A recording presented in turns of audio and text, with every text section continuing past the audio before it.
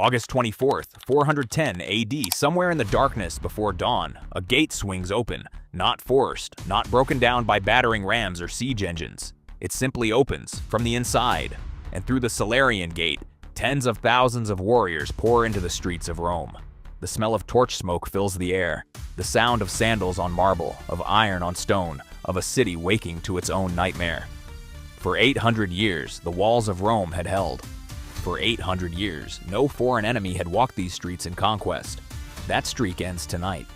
But here's the question that haunts every historian who has studied this moment. Was this the end of Rome, or had Rome already ended long before the gates were opened? To answer that, we have to go back to a man who was not Rome's enemy by choice, but who became her destroyer by necessity. His name was Alaric. Born around 370 AD along the banks of the Danube, in the wild borderlands where the Roman world met everything beyond it. He grew up among the Visigoths, the western branch of the Gothic people, a child shaped by war and displacement. His earliest memories were of warriors who had survived Adrianople, men who had watched Emperor Valens himself fall in battle against the Goths in 378 AD.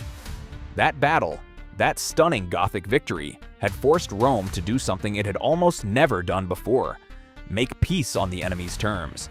The Visigoths were permitted to settle inside Roman territory, in the Balkans, as a semi-autonomous people.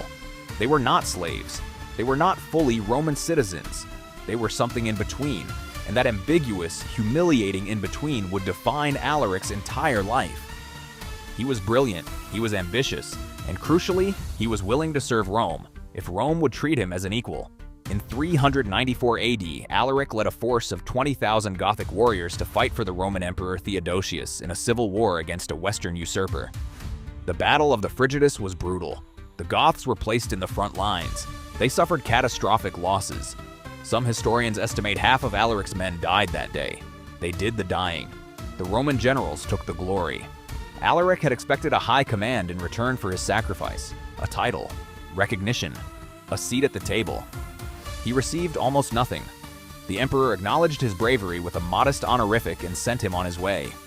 Alaric watched his men buried in foreign soil and understood, perhaps for the first time, that Rome would always use the Goths, but never truly accept them.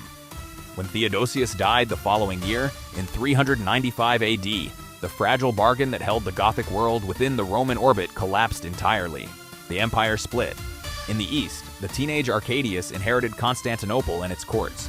In the west, his brother Honorius, 10 years old, was handed the remains of an empire increasingly too large, too fractured, and too corrupt to defend itself. The Goths saw the treaty die with Theodosius. Alaric rose to leadership of his people and made his demands clear: land, payment, and a formal military command, a recognized place within the imperial structure. What followed was not simply a barbarian invasion. It was a decades-long negotiation conducted at sword point. Alaric spent years raiding the Balkans, threatening Greece, pressuring Constantinople, before finally turning his eyes west toward Italy. In 402 AD, he crossed the Alps. The Western Empire's best hope was a remarkable man named Stilicho, a general of half-Vandal blood who had risen to become the supreme military commander of the Western Empire. Twice, Stilicho caught Alaric in the open field. At Pollentia in 402 AD during an Easter Sunday that nobody was supposed to fight on, Stilicho launched a surprise attack on the Gothic camp. The battle was vicious and inconclusive. The Romans captured Alaric's wife and children. The Goths killed or wounded thousands of Roman soldiers. Alaric was driven back. He retreated north, but he was not destroyed. And Stilicho, for all his talent, knew he needed the Goths as much as he feared them. The western frontier was crumbling. Vandals, Burgundians, Alans, they were crossing the frozen Rhine in their hundreds of thousands. Stilicho needed Gothic spears. The two men, warrior commander and Gothic king, struck an uneasy and unwritten understanding. Alaric would be kept close. His demands would be managed. The crisis would be handled. Then, in 408 AD, it all collapsed. Stilicho was arrested and executed on the orders of Honorius, betrayed by court intriguers who accused him of conspiring with the Goths against Rome. It was almost certainly false. The charge didn't matter. With Stilicho's death, the one man who understood the true precariousness of the Western Empire was gone. What happened next was almost immediate. Tens of thousands of Gothic soldiers serving in the Roman army. Men who had given years of loyalty, who had watched their families massacred in anti-barbarian riots that swept Italy following Stilicho's fall, defected to Alaric's banner. The Roman military had just handed its greatest enemy its greatest recruitment drive. Now Alaric moved on Rome itself. The city he marched toward was no longer the capital of the empire. That seat of power had shifted, first to Milan, then to Ravenna, a fog-shrouded city built on marshes in northeastern Italy, chosen precisely because it was nearly impossible to besiege. Emperor Honorius sat safe behind his wet walls, surrounded by his courtiers, apparently more concerned with his pet chickens than with the collapse of civilization unfolding around him. One ancient source preserves a story, almost certainly apocryphal but too perfect to discard, that when a messenger arrived breathlessly to tell Honorius that Rome had fallen, the emperor panicked, thinking the man meant his prize fowl, also named Roma. When informed it was the city, he reportedly calmed down almost immediately. Rome was besieged, not once, but 3 times. The first siege in 408 AD ended when the Roman Senate paid Alaric to leave. The ransom was extraordinary: 5,000 pounds of gold, 30,000 pounds of silver, 4,000 silken robes, 3,000 scarlet hides, and 3,000 pounds of pepper. Rome stripped its temples, it melted its statues, it purchased its own temporary survival. Alaric took the payment and withdrew, but made absolutely clear that he still wanted what he had always wanted: land, command, and recognition. Honorius refused. The second siege came in 409 AD. This time, Alaric installed his own puppet emperor, a bureaucrat named Priscus Attalus, and attempted to rule Italy through him. It did not last. Attalus proved incompetent and difficult. Alaric stripped him of the purple robes within a year. He was still willing to deal with Honorius directly.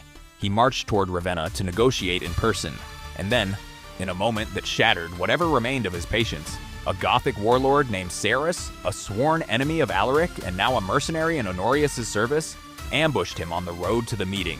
It was likely unauthorized. It may have been personal. It did not matter. To Alaric, it was Honorius' final answer. He turned his army south. He would ask nothing more. This brings us to one of history's most persistent myths, that the sack of Rome in 410 was a savage orgy of destruction, a civilizational bonfire that erased centuries of culture in 3 nights of Gothic fury. The reality is considerably more complicated.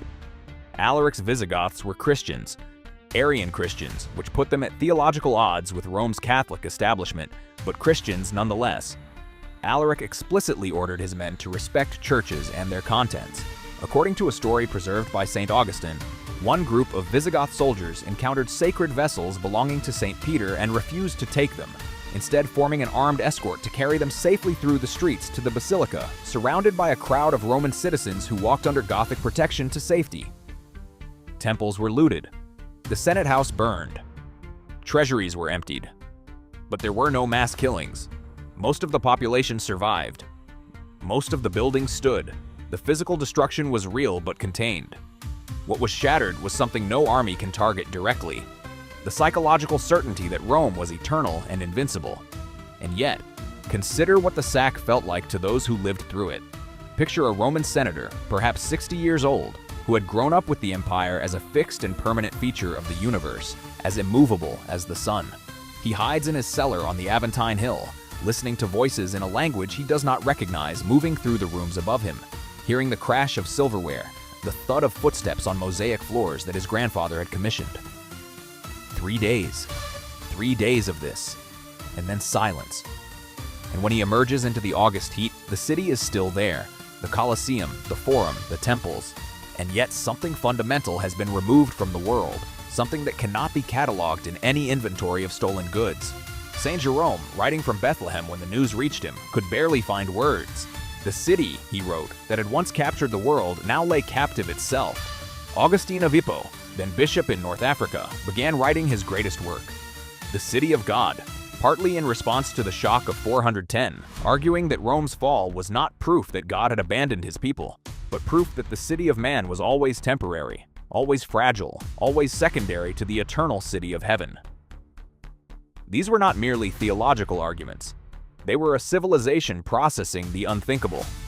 But let us return for a moment to the human dimension of this story, because behind the grand sweep of empire and theology, there were ordinary people trying to survive.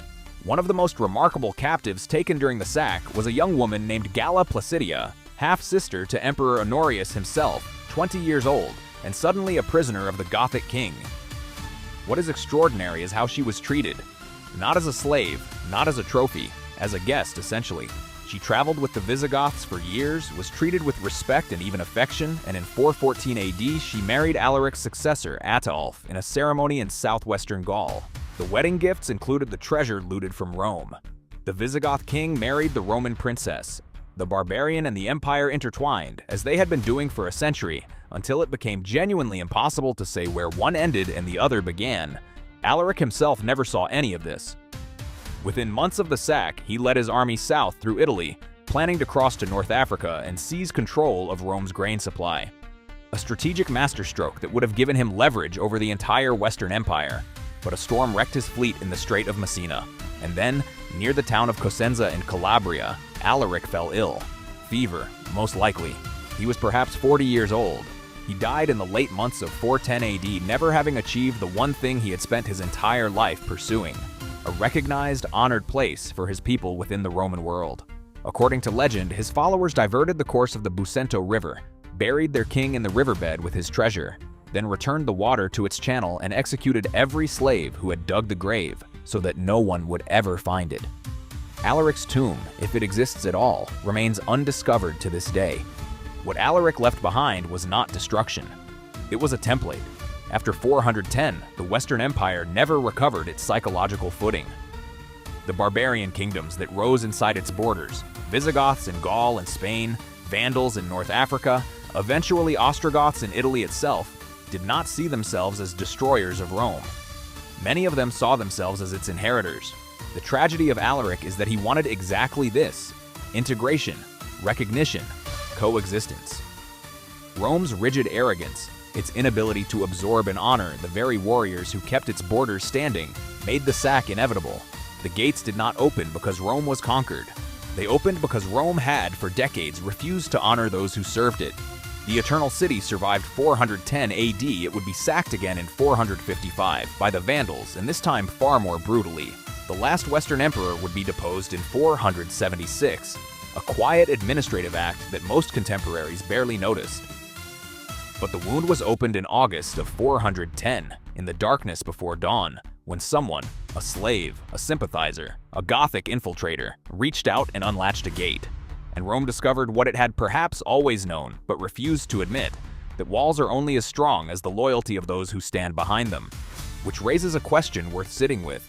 If Honorius had simply given Alaric what he asked for, land, a title, a place in the imperial order, would Rome have stood for another century?